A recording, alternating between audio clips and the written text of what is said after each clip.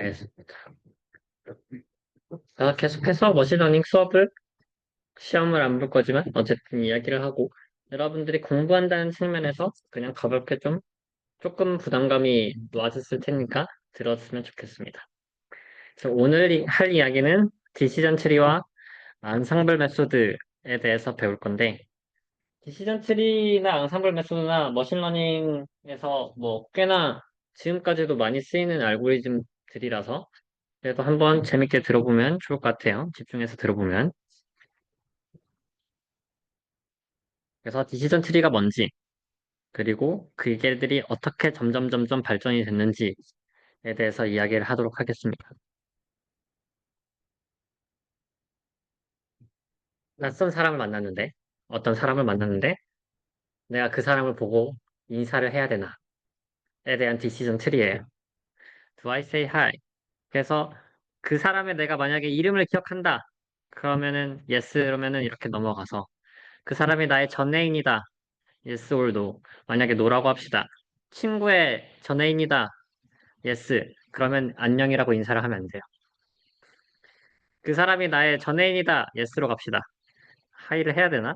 근데 알류 드렁 술 취했다. 술 취하지 않았다.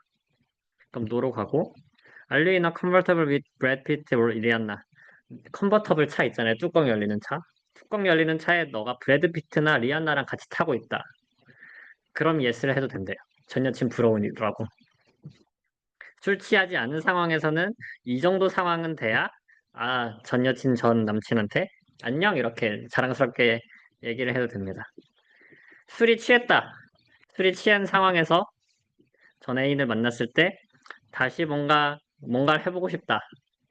라고 하면은 또 yes를 say hi를 하래요. 근데 노면은 don't say hi를 해야 됩니다.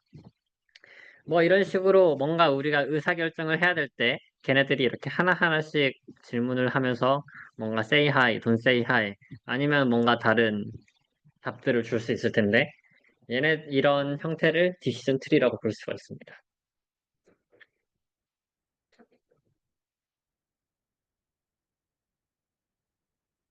그래서 디시전 트리는 처음에 시작하는 루트 노드에서 시작을 해가지고 루트 노드에서 이렇게 점점 이렇게 중간 노드로 넘어지고 마지막 노드까지 간 게 리프 노드, EP라고 봐요. 그래서 뿌리부터 잎까지 이렇게 점점 가지치기가 되는 형태라서 얘를 트리 구조라고 봅니다. 근데 얘네들이 결정하는 구조이기 때문에 결정 트리, 디시전 트리라고 부르는 거고요. 각 이널 노드, 각 여기에서의 노드들은 이렇게 나뉘게 되는데 이 나뉘는 방법에 대해서는 어떻게 얘네들을 구분할 수 있는 하나의 디시전 룰, 질문이 있습니다.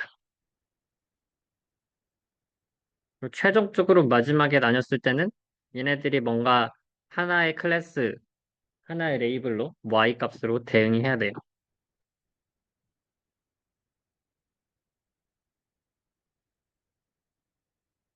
했을 때 뭐 얘네들을 계속해서 나누는 건데 우리가 오렌지와 레몬을 구분하는 디시전 트리를 만들어 본다고 합시다.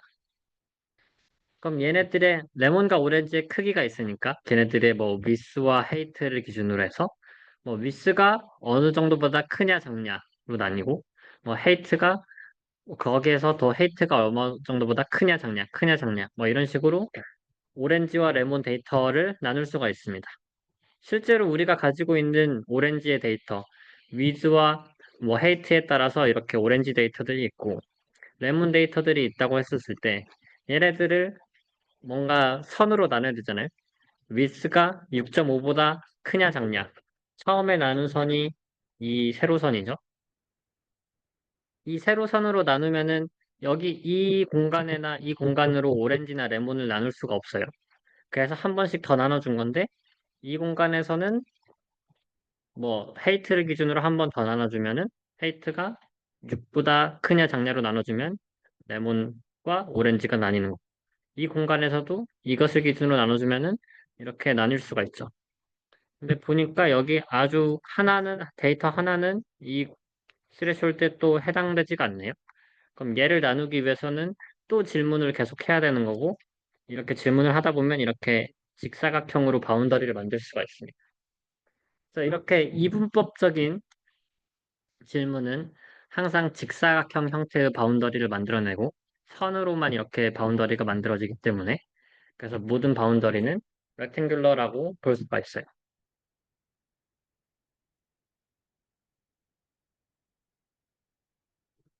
그럼 여기에서 디시전 트리를 만드는데 처음에 애초에 우리가 가지고 있었던 데이터 셋은 이거잖아요.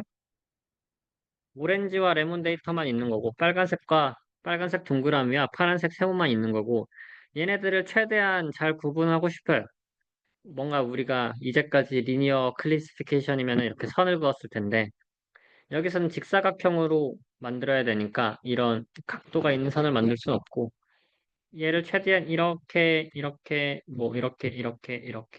만들면은 구분이 되겠죠.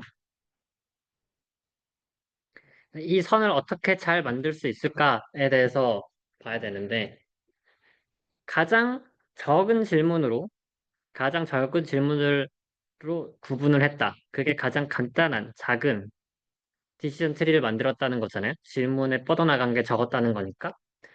그렇게 가장 적은 질문으로 만들 디시전 트리를 만드는 방법에 대해서 아는 것은 NP 컴플리트 프로블럼. 이게 그냥 굉장히 어렵다는 말입니다.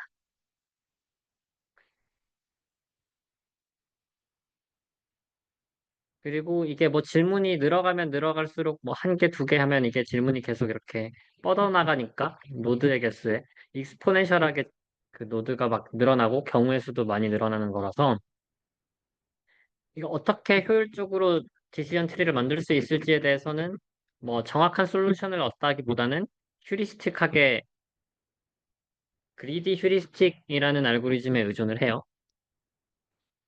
result a greedy heuristic. 그리디 휴리스틱에 의존한다. 그럼 이 그리디 휴리스틱은 어떻게 만드냐? 그냥 그 순간순간에 최선의 결정을 한다는 겁니다.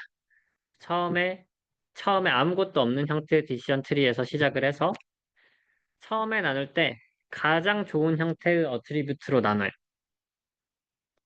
그러니까 여기에서 우리가 선을 하나 그을 수 있다고 합시다. 선을 그었을 때 가장 좋게 나누는 방법이 뭘까라고 생각을 하면 뭐 이렇게 긋는 게 제일 좋으려나? 당연히 뭐 이렇게나 이렇게 긋는 건 안 좋을 거잖아요. 가로로 긋는 거면은 아마 뭐 이 정도나 이 정도가 제일 좋을 것 같아요. 세로로 긋는다면은 뭐 이 정도나 이 정도가 제일 적절하게 나누는 거겠죠? 그렇게 제일 좋은 형태로 질문을 일단 긋고 나눕니다. 그 다음에 다시 리커시브하게 획기적으로 그 다음 트리에서 가장 좋은 질문, 그 다음 노드에서 가장 좋은 질문을 반복적으로 하는 것. 순간순간 가장 좋은 것을 찾겠다. 그레이디한 탐욕스럽게 하는 휴리스틱 방법에 보통 의존을 합니다. 그럼 그 순간순간에 가장 좋은 것을 찾아야 되는데 그게 가장 좋은 것을 어떻게 평가를 하냐가 우리가 실제로 해결해야 될 문제예요. 그래서 예제를 한번 봅시다. 우리가 어떤 집을 사려고 해요. 집을 사는 상황에서 집을 사려면 우리가 대출을 받아야 되는데 대출을 받기 위해서는 은행에서 대출의 신용도를 평가를 해주겠죠. 그래서 얘를 은행에서 지금 대출을 해줄지 말지를 평가하는 문제입니다. 그리고 머신러닝의 Y, 레이블은 Y인 거고 이게 정답인 거고 우리가 대출을 해줘도 된다. 아니면 대출을 해주면 안 된다. 세이프하냐, 리스키하냐가 Y. 그 최종 목적으로 이렇게 결정이 나요. 그럼 이 머신러닝 모델은 어떠한 정보들을 가지고 얘가 세이프하다, 리스키하다라는 것을 평가를 해줘야 되는데 보통 여기에서 평가될 수 있는 피처들이 크레딧, 신용도, 뭐 텀, 몇 년간의 대출을 할지, 그리고 얘네들의 수입, 뭐 이런 것들을 이렇게 나눌 수가 있습니다. 크레딧이 높고 뭐 텀이 짧고 인컴이 높은 사람들은 당연히 세이프한 경향이 있겠죠. 뭐 이런 것들을 기준으로 우리가 이 데이터만 봤을 때 이 크레딧과 텀과 인컴이 인풋으로 들어왔을 때 Y가 세이프인지 리스키인지를 결정해주는 머신러닝 모델을 만들어야 되고 그걸 디시전 트리로 만들어 본다고 합시다.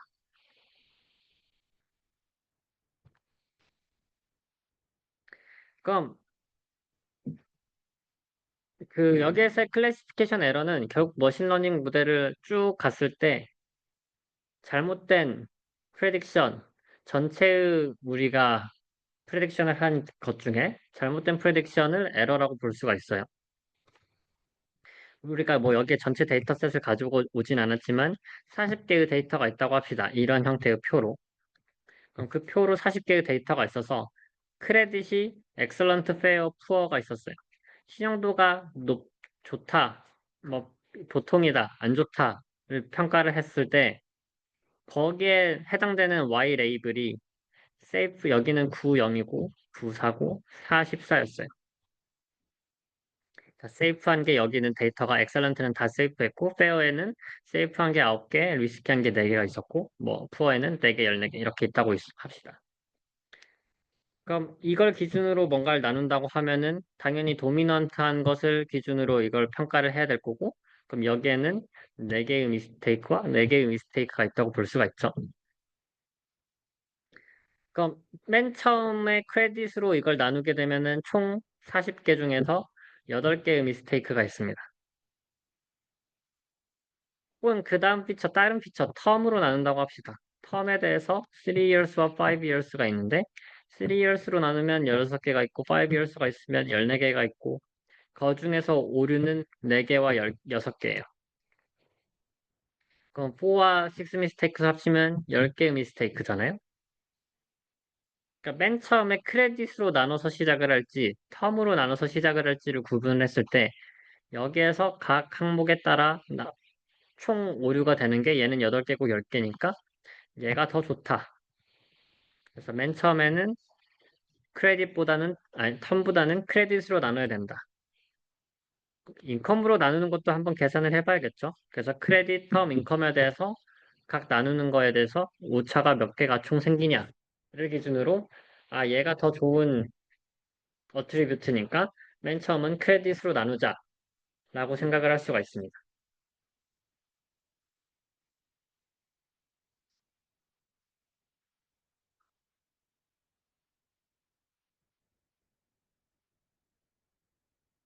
이걸 계속 반복하면 돼요. 맨 처음에 어트리뷰트가 가장 좋은 게 크레딧이었으니까 크레딧으로 엑셀런트, 페어, 푸어를 나눴고 얘는 9, 0이니까 완벽하게 레이블을 할 수가 있었어요. 그래서 얘는 이미 끝났습니다. 그럼 나머지 남은 데이터, 페어나 푸어는 9, 4, 44였으니까 그럼 얘네들에 대해서는 하나의 질문을 다시 할 수가 있죠. 우리가 남아있는 게 텀이나 인컴으로 될 수가 있는 거고 그럼 여기에서 텀으로 나누면은 또 뭔가가 결과가 나올 테고 그럼 텀으로 나눌지 인컴으로 나눌지 여기에서 잘 나눈 것을 베스트 피처를 뽑아서 계산을 하면 되겠죠. 여기서 텀을 쓸지 인컴을 쓸지 또 텀을 쓸지 인컴을 쓸지 각자를 뽑아가지고 오차가 가장 적은 형태로 나누면서 디시전 트리를 하면 됩니다. 어쨌든 각 순간순간에서 이 전체의 에러를 다 더해가지고 가장 적은 클래시피케이션 에러를 갖게 하는 형태의 피처를 찾고 그것을 피처를 다 쓸 수 있을 때까지 반복을 하면 최종적인 디시전 트리가 만들어져요.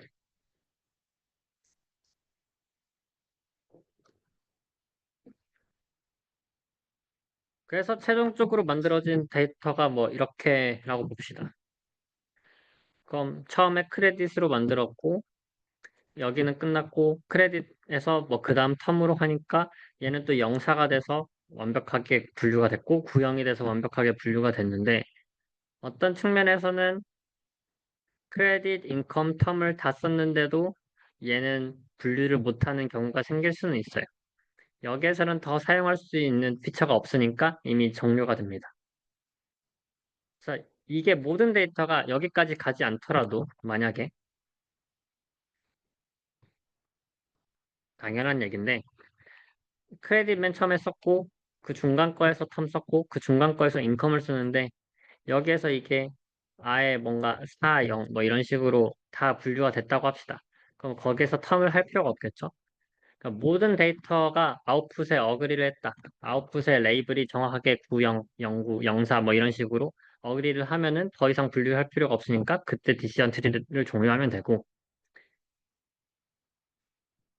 아니면은 뭔가 스플릿을 했는데 거기서 더 이상 우리가 얻어내는 정보가 없다라고 하면은 이 반복을 종료를 하면 됩니다.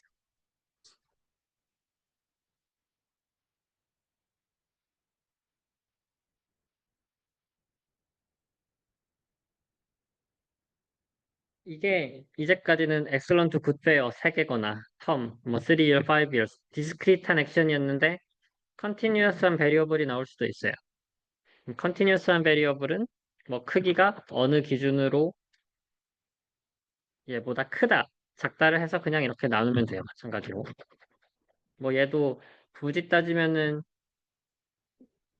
범위를 3개로 나눌 수도 있긴 하겠죠. 40부터 60, 뭐 60보다 큰, 40보다 작은, 뭐 이렇게 나눌 수도 있는데 어차피 그렇게 나누는 것은 60으로 한 번 나누고 다시 인컴으로 40으로 이렇게 나누면 되는 거니까 뭐 이렇게 하나씩 크다, 작다로만 나눈다고 생각을 해도 됩니다.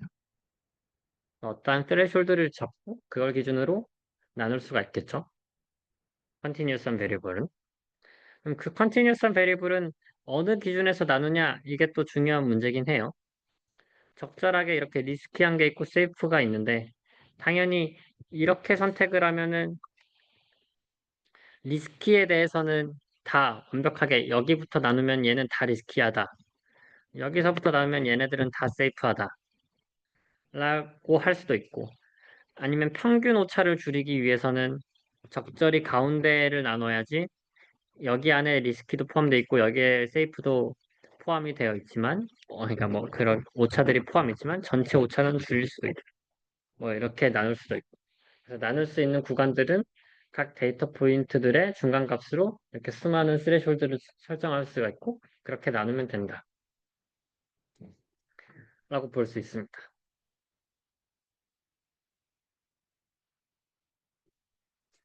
그럼 결국 이 컨티뉴어스한 베리어블에 대해서 이렇게 나누는 것은 아까 말했듯이 얘네들은 직사각형 형태로 나누는 거라고 볼 수가 있고 이 같은 베리어블에 대해서도 같은 피처에 대해서도 직사각형을 나누고 나서 또 나누고 또 나누고 할 수가 있어요. 그래서 계속 이게 뎁스가 길어지면 길어질수록 이상한 형태의 직사각형으로 얘를 만들어낼 수가 있고 모든 데이터를 다 구분을 해낼 수가 있습니다. 같은 피처에 대해서 여러 번 사용할 수가 있고 이 플러스와 마이너스 데이터도 결국 얘네들은 직각으로 만들면 어떻게든 이렇게 구분을 하면은 모든 데이터를 다 구분해낼 수가 있어요. 그래서 뎁스가 길어지면 길어질수록 그냥 얘는 이분법적인 바이너리한 클래시피케이션이지만 얘를 계속해서 반복을 하면은 모든 데이터를 다 구분해낼 수가 있어진다. 라고 볼 수 있습니다.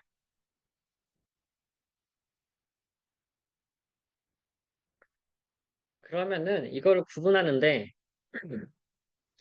이제까지는 그냥 가장 큰 오차, 전체 이렇게 나눴을 때 오차가 몇 개인지를 셌거든요. 근데 이거는 일반적으로 좋은 아이디어는 아니에요. 예를 들어 우리가 0이라는 라벨이 있고 1이라는 레이블이 있을 때 얘네들이 400개, 400개에서 800개의 데이터셋이 있다고 합시다. 그럼 얘를 어떤 형태로 뭔가를 스플릿을 했는데 나눠진 결과를 보니 얘는 300, 100으로 나누고 얘는 100, 300으로 나눠요. 혹은 얘는 400, 400의 데이터를 200, 400으로 나누고 200, 0으로 나눠요. 그럼 얘는 0이라고 판단을 하면은 1이 100개가 있으니까 오차가 100개. 얘를 1이라고 판단하면 0이 100개가 있으니까 오차가 100개에서 총 200개의 오류가 있는 거고 얘는 1이라고 판단하면 200개. 얘는 0이라고 판단하면 0개. 해서 얘도 200개의 오류가 있는 거잖아요. 이 두 경우 다 200개의 오류가 가지고 있는데 이 200개의 오류 중에서 두 번째 거를 보면 얘는 정확도 100%의 스플릿을 했기 때문에 얘는 이제 더 이상 신경 안 써도 되죠. 그리고 얘만 나누면 되는 건데 그런 측면에서 이 스플릿이 조금 더 잘 됐다고 우리는 볼 수가 있어요. 결과론적으로 우리는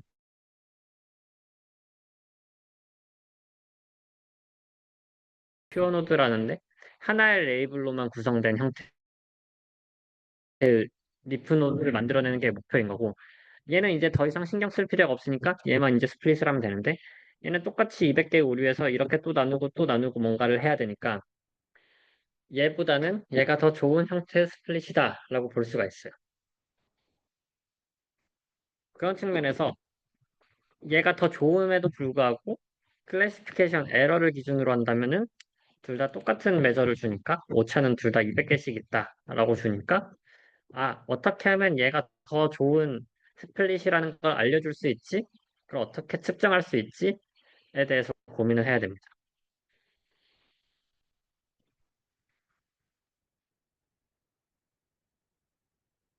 그래서 이때 사용할 수 있는 방법 중에 하나가 인포메이션 띠오리라는 걸 이용하는 거예요. 인포메이션 띠오리는 인포메이션 띠오리라는 것 자체만으로도 굉장히 많은 정보학일까요? 뭐 책과 렉처가 있을 것 같은데 아주 간단하게 인포메이션 띠오리에 대해서만 이야기를 하겠습니다.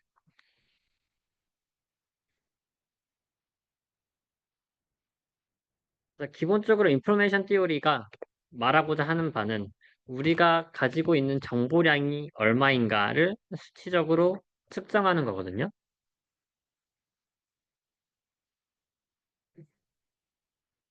디터미니스틱 하다는 것 자체가 여기에서 이렇게 200개와 0개로 하나 퓨어한 노드가 생겼어요.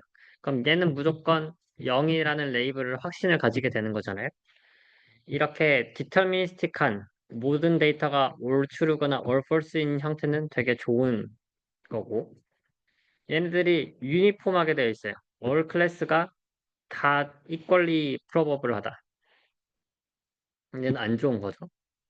그럼 그 중간의 값들은 굿과 배드를 죽절선에 있는데 그걸 어떻게 수치적으로 매저하냐를 인포메이션 띠오리 측면에서 볼 수가 있어요.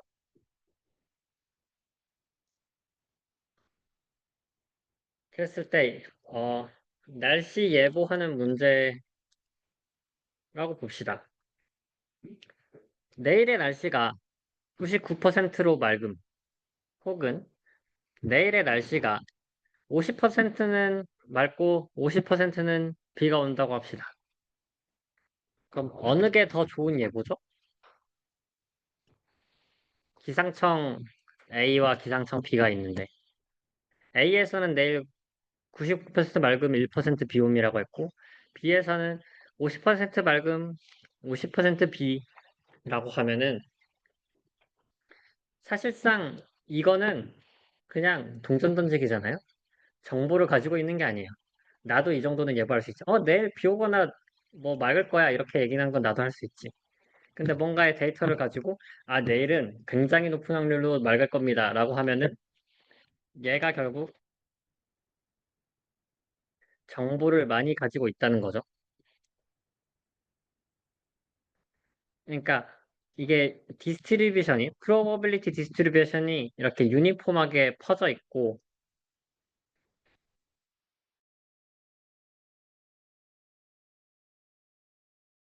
딱 probability가 확실하게 어딘가에 쏠려 있다라고 하면은 정보량이 많다고 볼 수가 있습니다. 그럼 이렇게 퍼져 있다는 것은 결국 엔트로피라는 개념으로 만들어질 수가 있고 이 엔트로피는 정보량의 부족을 측정해요. 얘는 정보가 많았던 거고 얘는 정보가 없었던 건데 얘는 정보가 없는 만큼이 결국 엔트로피, 많이 퍼져 있다. 데이터가 많이 퍼져 있으면 퍼져 있을수록 데이터가 정보를 우리는 많이 가지고 있지 않다라고 해석을 할 수가 있어요. 즉, 불확실성을 나타냅니다. 그랬을 때 얘네들이 다 유니폼하게 있다. 뭐 이게 사실 이뿐만이 아니라 클라우드가 있을 수도 있는 거고, 뭐 스노우가 있을 수도 있는 거고, 얘네들이 다 25%, 25%, 25%, 25%다. 이렇게 유니폼하게 퍼져 있다라고 하면 우리는 거기에 대한 정보량이 아무것도 없는 거고, 가장 정보량이 없는 상황, 가장 유니폼한 상황에서 엔트로피가 제일 높은 거고, 얘네들이 정확하게 디터미니스틱해요. 이 네 개 중에서 하나가 100%고 나머지가 0%다. 라고 하면은 걔네들이 디터미니스틱한 거고, 제일 엔트로피가 낮다라고 볼 수가 있어요. 엔트로피는 결국 이 전체의 확률에 대해서 모든 이벤트에 대해서 모든 가능한 이벤트에 대해서의 평균적인 인포메이션, leg 오브 인포메이션을 의미한다고 볼 수가 있습니다. 부족한 인포메이션에 대해서. 그럼 이걸 수학적으로 어떻게 계산하냐라고 했을 때 이러한 식을 써요. 자, 엔트로피를 이게 아마 쉐논 엔트로피라고 부르는 형태일 것 같은데 이거를 이렇게 계산을 합니다. 모든 파서브라는 데이터에 대해서 각 이벤트들이 가지고 있는 확률에다가 로그 함수를 한 거에 마이너스. 이게 무슨 말이냐? 이 식을 조금만 간단하게 해석을 해보면 어떤 이벤트에 대해서 확률이라는 것은 얘는 결국 익스펙테이션이라는 거예요. 어떤 확률이 어떤 확률에 대해서 어떤 매저가 있는 거고 이 매저에 대한 확률이 뭐 0.2 어떤 이벤트에 대해서 이 매저에 대한 확률이 0.6, 0.2 해가지고 뭐 이 확률을 다 합하면 1이 되는 거고 그 이벤트가 일어날 확률에다가 그 이벤트가 가지고 있는 정보량, 점수를 곱한 거니까 얘는 익스펙테이션이라고 볼 수가 있어요. 얘는 익스펙테이션인 거고 그 이벤트가 얼마나 중요한지에 대해서 나타내는 거고 얘가 결국 그 이벤트가 가지고 있는 정보량이라고 볼 수가 있는데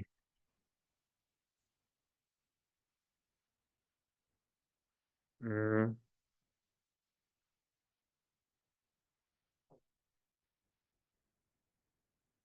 확률이 어떻게 해석을 하면 좋냐?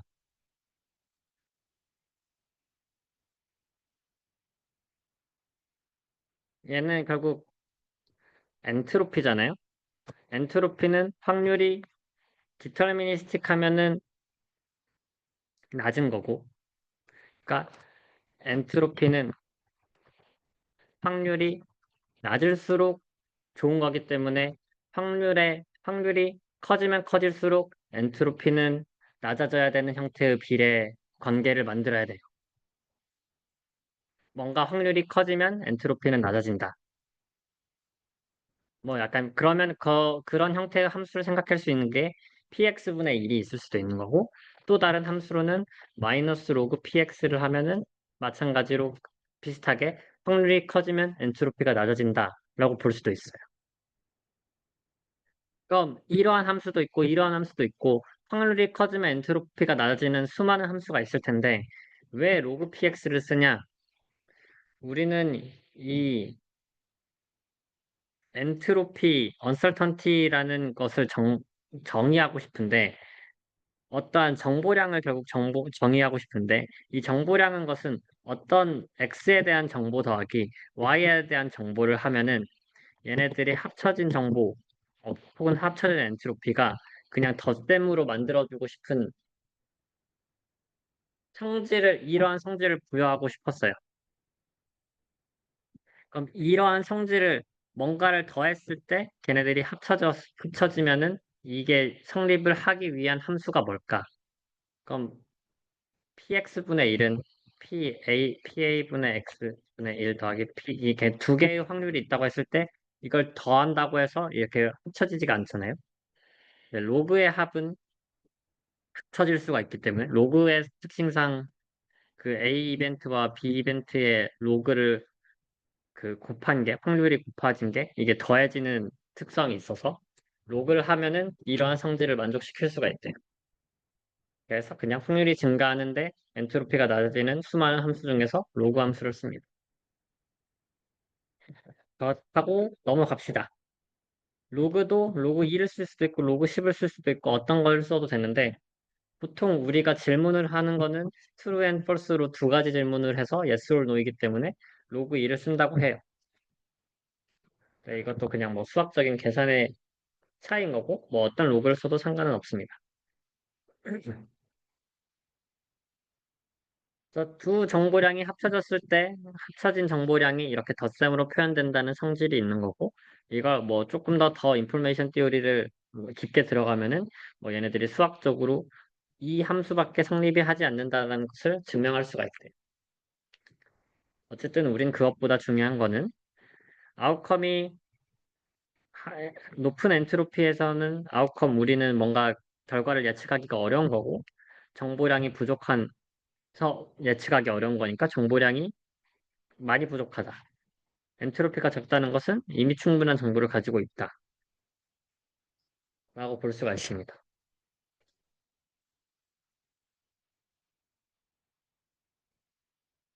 그러면은 이것을 기준으로 우리는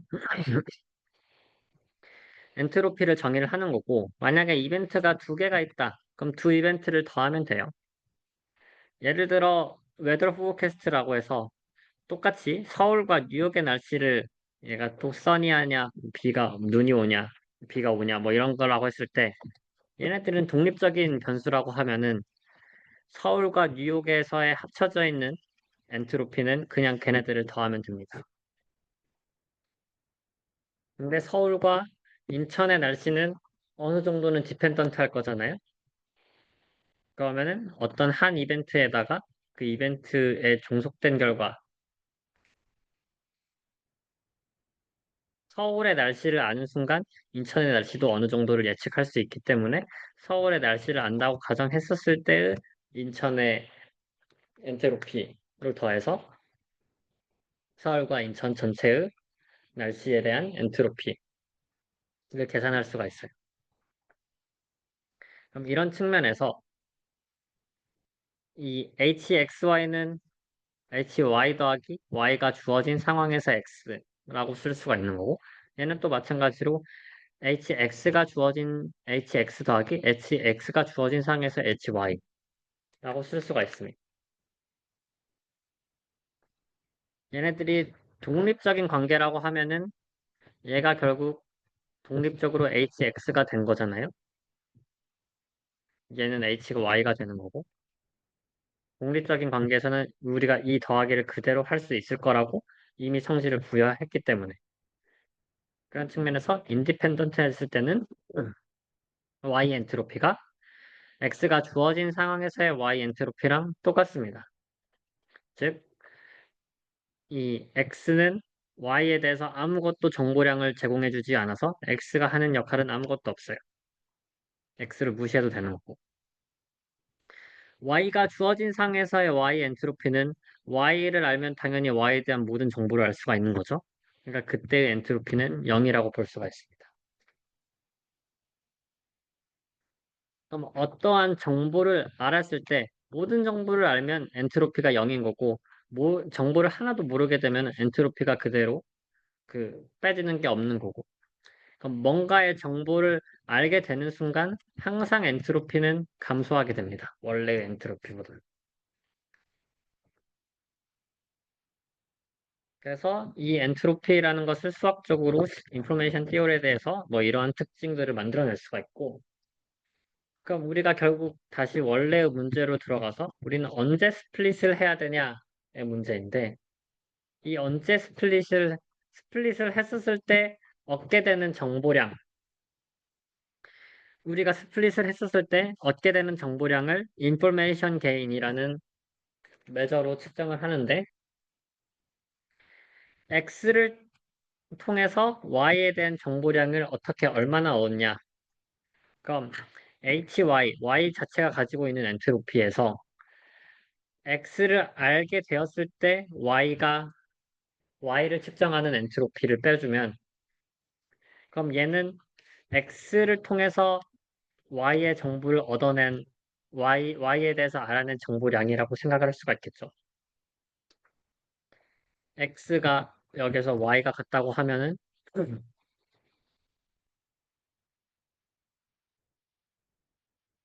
HYY는 0이니까 그러니까 X가 Y가 같은 형태면 HXY는 0이니까 이 자체가 0이 되면 HY양. 그러니까 HY라는 값의 최대한 얘의 엔트로피에 해당되는 것을 모두 다 얻어냈다가 인포메이션 게인인 거고. X가 Y에 인디펜던트하다. 그럼 얘는 그대로 HY랑 같으니까 인포메이션 게인은 0이 되는 거죠. 그러니까 인포메이션 게인이 X를 통해서 Y에 대해서 얼마나 알았는지에 대해서 해석한 양이라고 볼 수가 있습니다. 조금 다시 정리를 하면 정보량이라는 것은 엔트로피는 결국 확률 분포가 디터미니스틱 하면 정보량이 많은 거고 유니폼하게 퍼져 있으면 정보량이 적은 건데 그럼 확률 분포가 이렇게 크면 디터미니스틱 할수록 크면 클수록 엔트로피는 작아져야 되는 거니까 그러한 함수 중에서 이러한 덧셈을 할 수 있는 확률 함수를 만들어낸 게 로그였던 거고 결국 그래서 엔트로피는 이렇게 정의가 되는 거고 엔트로피를 기반으로 엔트로피는 lack of information인데 lack of information을 기반으로 어떠한 상대 다른 정보를 통해서 다른 이벤트에 대해서 정보를 알게 됐을 때 차이를 기반으로 인포메이션 게인을 얻어낼 수가 있었습니다. 그럼 이 인포메이션 게인을 기반으로 판단을 해봅시다. 우리가 가지고 있었던 엔트로피식은 이거였어요. 그럼 처음에 가지고 있는 400, 400의 엔트로피는 전체 800개 중에서 0이 발생할 수 있는 확률, 그러니까 0에 대해서 레이블의 확률은 800분의 400인 거죠. 거기에다가 로그 2 확률은 800분의 400 마이너스가 붙어주고 또 마이너스 1일 확률 800분의 400에 로그 2에 800분의 400. 800분의 400 로그 2에 800분의 400이 곱하기 2에다가 마이너스 붙여진 게 맨 처음 루트의 엔트로피입니다. 그 다음 이렇게 나눠졌을 때 엔트로피를 계산을 해요. 여기에 나눠졌을 때 엔트로피는 지금 총 나눠진 게 400개였잖아요. 400개 중에 300개, 400개 중에 로그 2의 400개 중에 300개,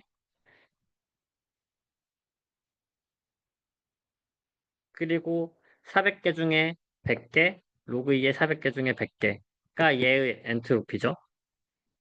얘를 둘 다 마이너스 해준 거인데 얘도 400개 중에 100개고 얘도 400개 중에 300개라서 얘네 식이 같은 거고 걔네들에다가 확률, probability를 전체적으로 계산해주면 얘가 얘의 전체의 엔트로피가 됩니다. 혹은 얘의 전체의 엔트로피를 보면 얘는 처음 600개니까 4분의 3이에요.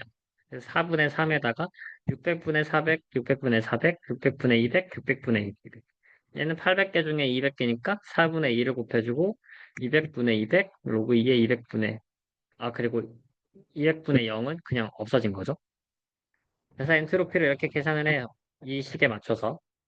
식을 계산을 했더니 인포메이션 게인은 처음에 가지고 있던 엔트로피에서 이 스플릿을 했었을 때 발생하는 Y 엔트로피를 계산했더니 0.1887, 0.3114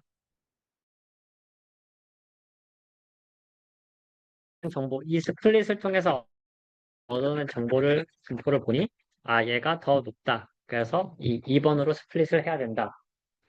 라고 판단을 내릴 수가 있습니다.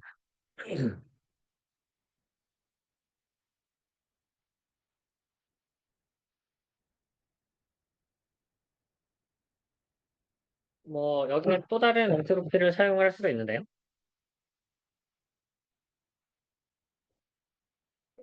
얘는 뭐 쿼드로틱 엔트로피라고 부르는 애고 미니 인피니티 그래서 순수하지 않은 형태의 임퓨어한 형태의 정도라고 표현을 하는데 결국 얘는 아까도 마찬가지로 expectation이었고 1-px라는 것은 어떤 레이블에 대해서 틀린 에러의 확률이라는 거예요. 얘가 0이라는 레벨이 300개잖아요. 총 400개 중에 300개면은 얘는 400분의 300이 B인 거고 거기에다가 얘가 실제로 그만큼의 틀린 확률이 1-px니까 400분의 100.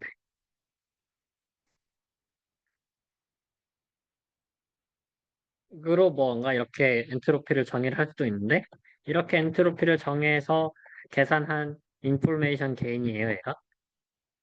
그러니까 얘는 1-px 제곱이고 지금 계산한 애들은 이를 인포메이션 게인을 계산해가지고 그냥 px 제곱만 계산을 해준 건데 인포메이션 게인 이렇게 계산을 하더라도 얘는 0.667 얘가 더 높아서 얘가 더 좋은 선택이다 라고 볼 수가 있습니다. 얘는 어쨌든 결국 다른 형태의 엔트로피를 정의하는 방식이었고 얘는 로그를 써가지고 계산이 조금 복잡한데 그 로그가 없이 편한 계산을 할 수 있다. 뭐 이 정도의 장점이 있는 것 같아요.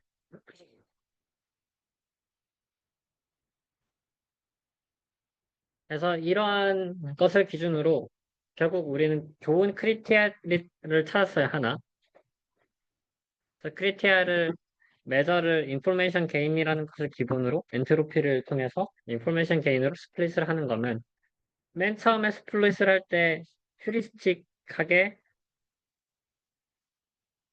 어디지?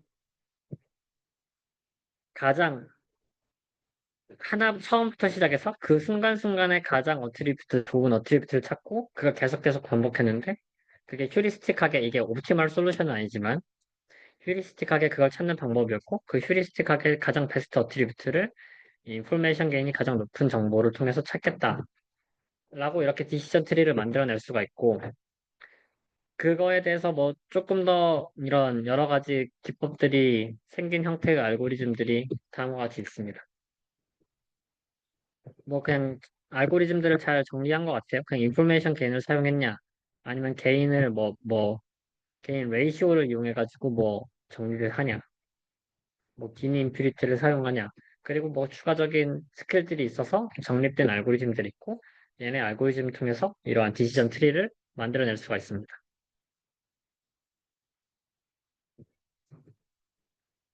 그래서 뭐 알고리즘들을 뭐 결국 이 알고리즘들을 알고 있으니까 뭐 데이터를 있으면 얘네들 그 디시전 트리를 만들어라 하면 이 알고리즘들을 그냥 쓰면 될 텐데 걔네들의 기본적인 원리들이 이렇게 가지치기를 하면서 만드는 것이었다. 까지만 이해를 하면 될 것 같아. 10시 15분이니까 2시 반까지 잠깐 쉬는 시간을 갖겠습니다. 자, 그러면 영상들이 결국 뭐냐? 영상들이 여기 영상에서도 이야기를 했듯이 다양한 여러 개의 머신러닝 모델을 합쳐서 계산을 하겠다가 앙상블이에요. 그래서 대부분의 형태의 러닝 알고리즘에 사용될 수가 있고, 디시전 트리에서는 특히 좀 잘 적합한 경향이 있습니다. 트리 베이스드 모델, 디시전 트리 뭐 이런 것들에 대해서 이야기를 했는데, 얘네들은 그냥 직관적이고 해석하기가 쉬운고, 뭐 우리가 어떻게든 뭐 이렇게 이진으로 나눌 수가 있기 때문에 비선형의 릴레이션십 같은 것도 결국은 나누는 낼 수가 있는데, 뭐 데이터 스케일링도 상관 안 할 수도 있고. 근데 뭐 디시전 트리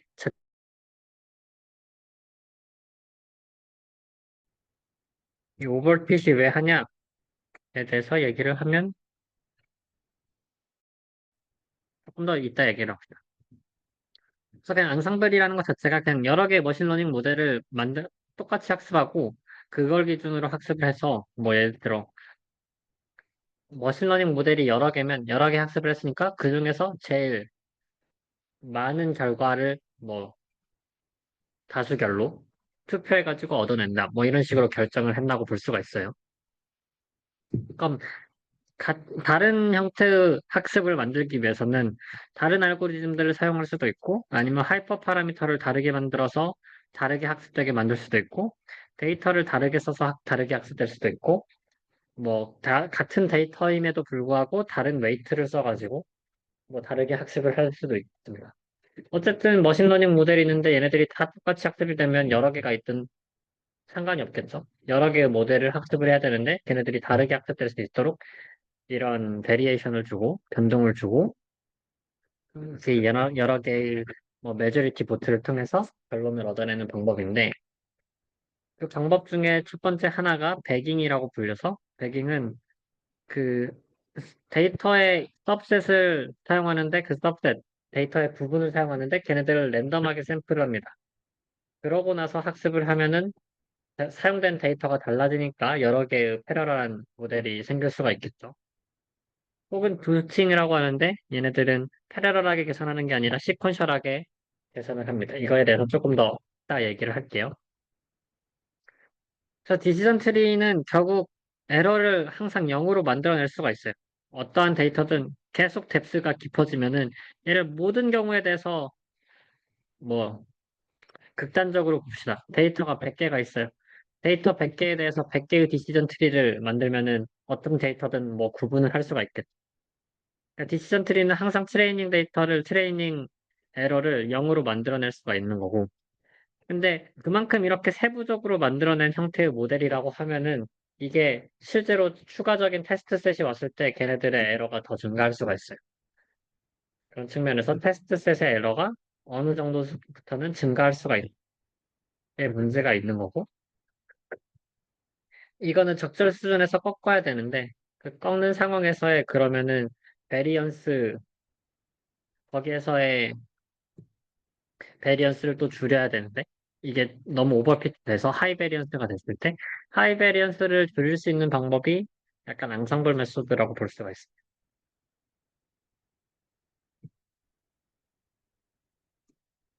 어, 여러 개의 트레이닝 셋, M개의 인디펜던트한 트레이닝 셋을 만들어요. 그럼 트레이닝 셋을 만들어 가지고 여러 개의 M개의 모델을 만들었다고 합시다. 그럼 M개의 모델에서의 측정 값은 우리 얘네들이 각자의 모델이 YI 어떤 레이블을 만들어낼 거예요. 최종적인 결과물. 최종적인 결과물을 결국 얘네들의 평균으로 만들어내잖아요. 그럼 원래 우리가 모델 하나를 가지고 했었던 평균은 Y의 expectation인데 얘를 여러 개 N개의 모델로 해가지고 평균을 하면은 얘는 N분의 1에 YI를 더한 거고 얘는 결과적으로 다시 expectation YI랑 똑같아져서 하나의 모델의 바이어스와 예측값에 대한 바이어스가 여러 개의 모델을 사용해서 앙상블을 한다고 해도 바이어스는 똑같아요. 근데 베리언스의 경우에는 그냥 그 하나의 Y에 대해서 Y를 얘는 우리가 가지고 있는 n분의 1, 전체 yi를 n분의 1로 나눈 거에 대해서 베리언스를 계산하기 때문에 하나의 하나의 모델이 가지고 있는 yi의 베리언스보다 n분의 1로 줄어들게 됩니다. 그래서 n개의 모델을 사용하게 되면 베리언스를 무조건 줄일 수가 있다.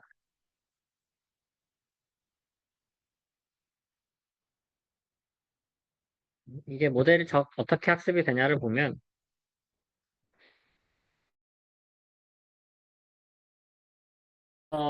이런 과일들을 구분하는 형태의 모델을 만든다고 합시다.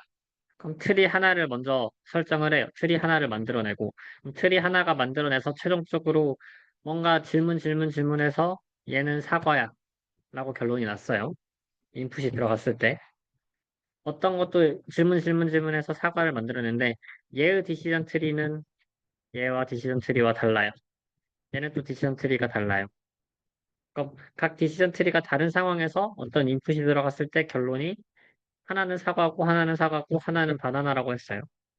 그럼 다수결로 의해서 얘는 사과일 거다라고 하는 게 이런 앙상블의 방법입니다. 이 머신러닝 모델에서 이 앙상블 여러 개를 만드는 방법 중에 하나가 데이터를 랜덤하게 사용하는 방법인 거고 그러니까 데이터셋이 싱글하게 하나가 있으면 거기에서의 몇 개를 랜덤하게 샘플링해서 M개를 뽑아오고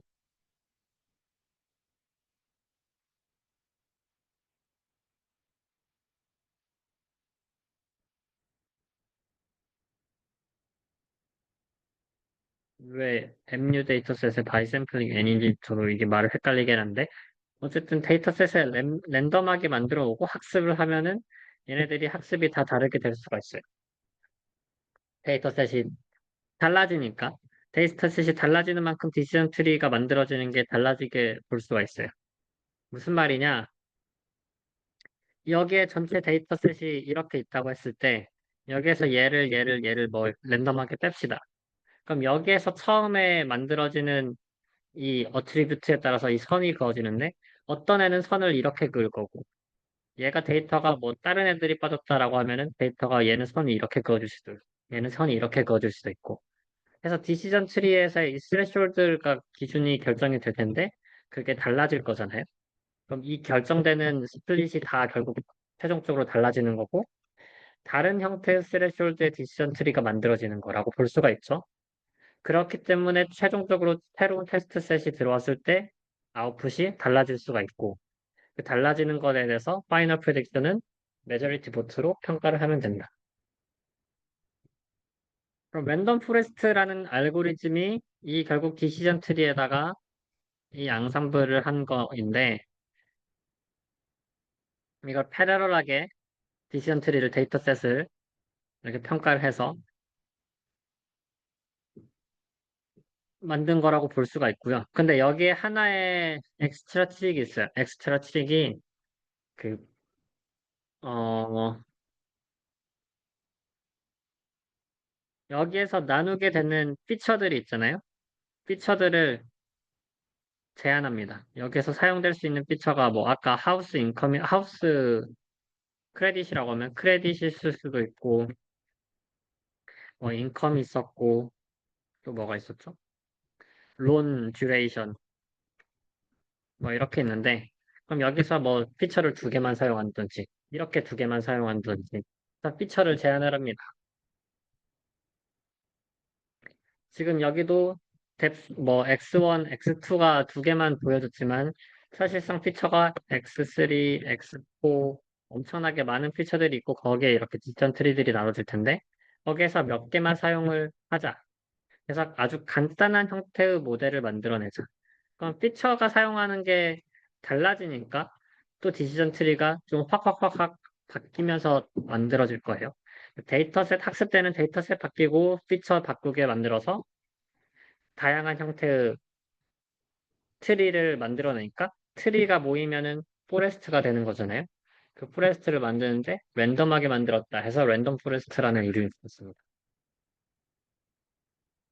이게 생각보다 굉장히 잘 작동되는 알고리즘이고 머신러닝 모델에서 딥러닝을 딥러닝 시대에 거의 유일하게 살아남은 알고리즘이라고 볼 수가 있어요. 꽤나 가벼우면서 잘 작동이 된다. 그래서 막 엠리스트 같은 걸로 클래시피케이션 하잖아요. 0부터 1까지. 얘네들을 가장 잘 클래시피케이션 하는 게 결국 랜덤 포레스트였던 것 같아요. 딥러닝이 오기 전에 그냥 그나마 제일 잘 했던 게 랜덤 포레스트 알고리즘이었다. 아마 그럴 겁니다. 그래서 어떻게 보냐? 이러한 원의 데이터를 나눈다고 합시다. 그러면 얘는 디시전 트리로 나누면은 결국 직사각형으로 만들어야 되니까 이런 형태로 디시전 트리가 만들어져요. 디시전 트리를 뎁스를 굉장히 깊게 하면은 이게 이렇게 다 직사각형으로 만들더라도 완벽하게 빨간색과 파란색을 구별할 수가 있을 거예요. 지금 캡처처럼 보인 거지만 다 직사각형으로 만든 거고.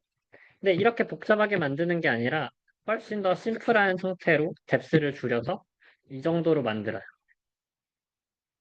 디시전 트리 알고리즘 만드는 알고리즘 이 칼트가 있었는데 칼트도 있고 뭐 여러 개가 있는데 어쨌든 그걸 사용해서 뎁스를 적게 해서 만들면은 적정 수준에서 워킹하는 몇 개의 디시전 바운더리로 이렇게 만들 수가 있습니다.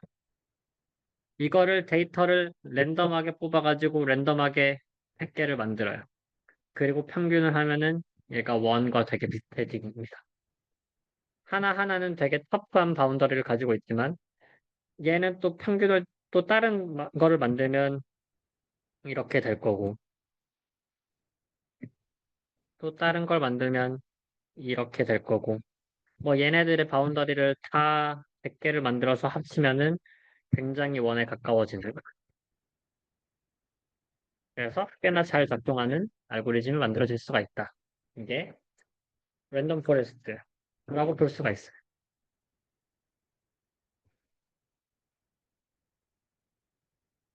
그러면은 결국 이 모델이 많아지면 많아질수록 베리언스는 줄어들 수가 있다고 했고, 얘는 결국 오버피팅을 막아줄 수가 있습니다. 하나의 이 얘 자체는 어떤 데이터셋에 대해서만 잘 작동하는 형태일 텐데, 얘는 평균적으로 다 잘 작동이 돼야 되니까 오버피팅을 꽤나 크게 잘 막아줄 수가 있어요. 뭐 하이퍼 파라미터 없이도 그냥 여러 개의 모델이 평균이기 때문에 굉장히 잘 작동하는 걸 볼 수가 있고요. 아무리 좋은 싱글 모델이 있다고 하더라도 걔를 결국 앙상블을 이용한다 하면 항상 좋아질 수밖에 없어요. 베리언스는 항상 줄어들기 때문에. 항상 좋아지는데 거기에 단점은 그만큼의 여러 개의 모델을 사용해야 되니까 메모리가 많아진다. 그리고 뭐 해석하기가 조금 어려워질 수 있다. 바이어스는 줄일 수 없다. 뭐 이런 것들이 이슈가 있습니다.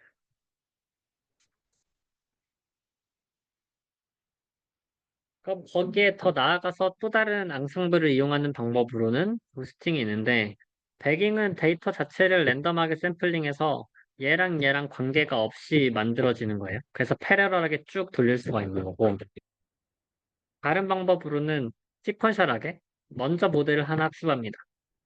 그럼 모델에 학습을 했을 때 이 모델이 가지고 있는 문제점이 있어요.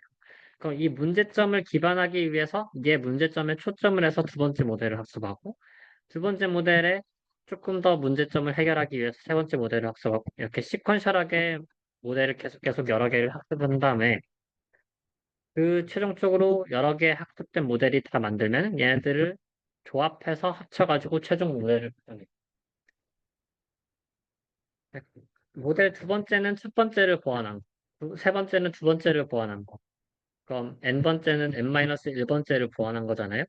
그럼 이게들이 여러 개의 모델이 다 만들어지는 거고 결국 여기서도 마찬가지로 모델을 다 합치면은 얘네들의 베리언스를 줄이면서 최종적으로 좋은 평가를 할 수가 있어요. 이 방법을 부스팅이라고 하는데 부스팅은 바이어스를 줄이는데 또 효과가 좀 있습니다. 오차가 생기고 그 오차에 대응하는 거기 때문에 바이어스를 줄일 수 있다고 봐요. 부스팅은 오차를 줄이는 방식이라서 더 가벼운 윅러너라는 간단한 모델을 쓰는 거고요. 여기에서 특동되는 예시를 보면 얘를 디시전 트리를 여러 개로 만든다고 하면은 뭐 이렇게 만들면은 되겠죠. 근데 이렇게 뎁스를 여러 개를 가지를 않고 하나만 갑니다. 그럼 뎁스를 하나만 간다고 했을 때 얘를 잘 뭐 만드는 방법이 첫 번째 이렇게 만들었다고 합시다. 첫 번째 선을 그어서 얘는 플러스 뒤에는 마이너스라고 하면 얘네들에 대해서 오차가 생긴 거잖아요. 그럼 이 오차가 생긴 애들에 대해서 웨이트를 키워줘요.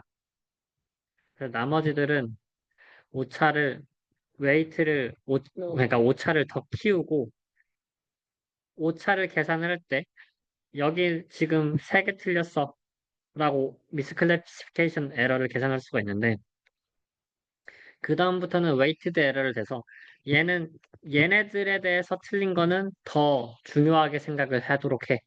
더 웨이트를 줘. 오차를 크게 줘. 라고 하면 그 다음 바운더리는 얘네들은 더 이상 안 틀리게 맞추려고 하겠죠. 맞추려고 하다 보니까 바운더리가 이렇게 그어집니다. 두 번째 모델은 여기서는 뎁스를 증가시키는 게 아니라 무조건 선 하나만 그어서 디시전 트리를 만드는 거예요. 만드는 상황이에요. 그럼 얘네들의 오차를 줄이려고 더 많이 줄이려고 바운더리를 그으니까 이 선을 긋게 되고 거기에서의 발생 이거는 두 번째 모델, 이건 첫 번째 모델. 거기에서 또 두 번째 모델에 발생된 얘네들은 얘네들이 오차가 커요. 그럼 얘네들의 오차를 더 크게 줄여야겠다.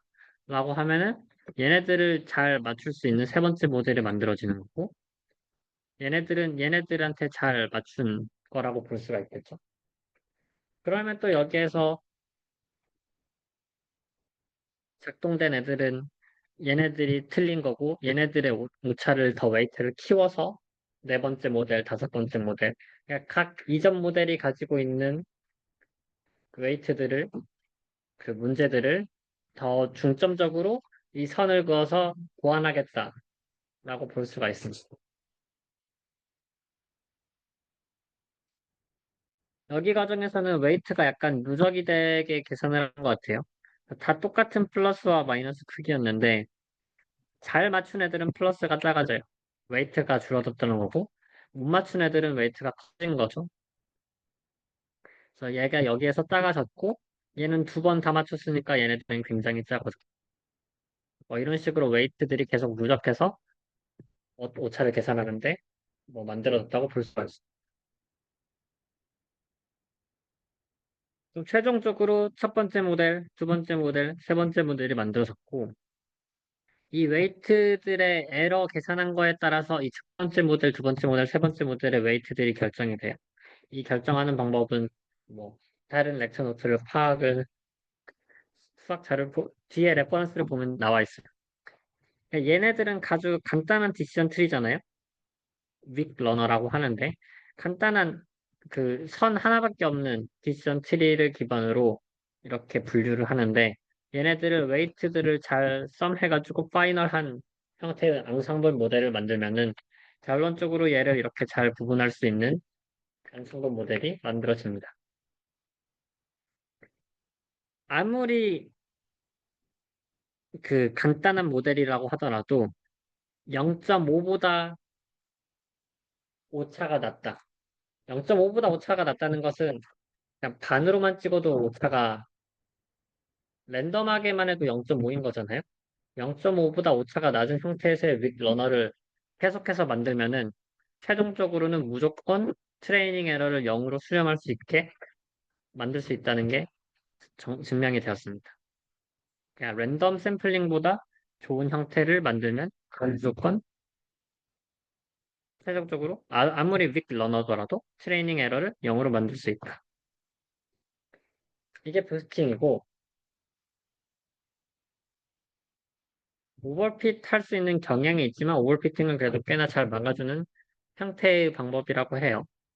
거기에서 더 나아가서 부스팅 알고리즘들이 뭐 조금씩 조금씩 더 있다가 한동안 맥이 끊겼다가 2016년, 2017년 다시 한번 그레디언트 부스팅 뭐 이렇게 해서 잘 작동되는 알고리즘이 생겼고 얘네들은 꽤나 성능이 좋아서 지금까지도 쓰이는 것이죠. 아까 대회에 나온 애들도 결국 이런 알고리즘들이 좀 이용이 된 것 같아요. 그래서 앙상블 모델은 결국 여러 개의 모델을 합쳐서 성능을 증가시키는 거다. 근데 그때 패러럴하게 데이터를 랜덤 샘플링해서 패러럴하게 만드는 게 베깅. 아니면 그 순간순간의 전 모델을 오차를 줄여서 하는 게 부스팅. 얘는 베리언스를 줄일 수 있고 얘는 바이어스를 줄일 수 있고 얘는 패러럴하고 얘는 시퀀셜하고 얘는 각 모델들이 연관관계를 최대한 없애려고 만드는 거고 얘는 각 연관관계들이 그 전에 모델에 연관이 있기 때문에 당연히 연관관계가 있습니다. 뭐 이러한 특징이 있고 일반적으로는 뭐 부스팅도 뭐 잘 쓰는 형태지만 부스팅 뭐 이렇게 알고리즘을 많이 쓰지만 딥러닝의 측면에서는 배깅 이러한 앙상블 모델이 많이 쓰인다고 볼 수가 있습니다. 그래서 이 앙상블 메소드에 대해서 조금 더 보려면 이 토론토 대학의 렉처 노트를 보면은 더 앙상블 메소드에 대해서 렉처도 많이 볼 수가 있고 아마 저기였던 것 같은데 어,